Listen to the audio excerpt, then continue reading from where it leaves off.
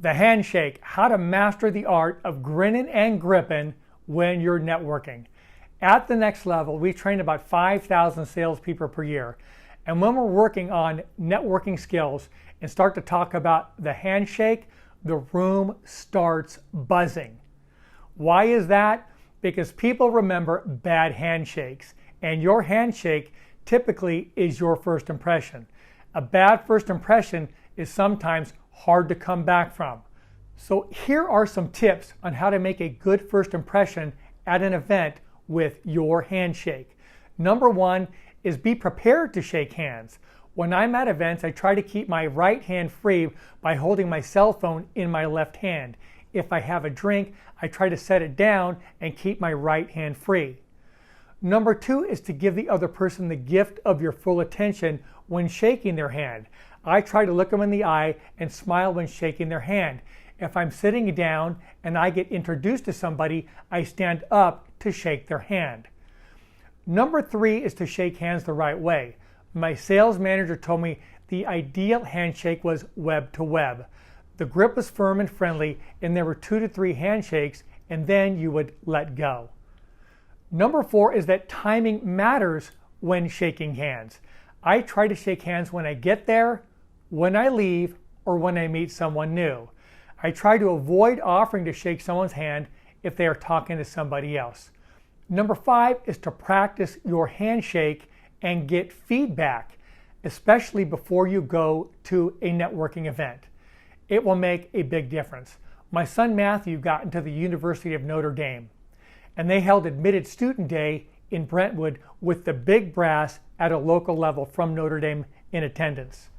We practiced 10 times before he left. Hello, it's nice to meet you. I'm Matthew Johnson from Loyola High School. It must have worked because he graduates next year. Go Irish! Now that we have given you some ideas on what to do, here are some handshakes to avoid. The dead fish. This is a limp, lifeless handshake that does not inspire a lot of confidence or make a good first impression.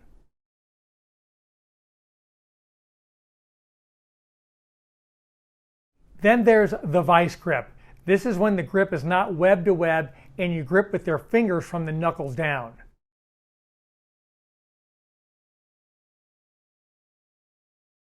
The third one is the politician. This is the one-handed handshake that turns into 2 hands and then creeps up their wrist, their arm, elbow, and up to their shoulder.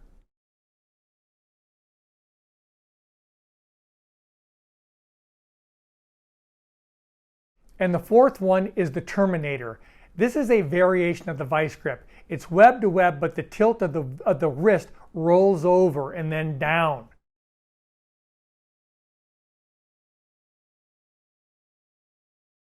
And then there's the barnacle. This is after there's 2 to 3 shakes and you don't let go. It just lingers, you don't let go.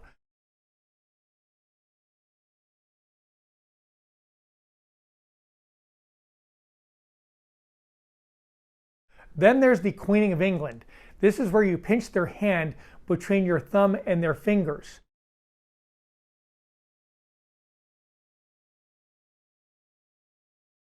And finally, there's the sweaty palmer. This happens if you've been holding a cold drink in your right hand and the condensation from the glass makes your hand wet, and then you go and shake somebody's hand.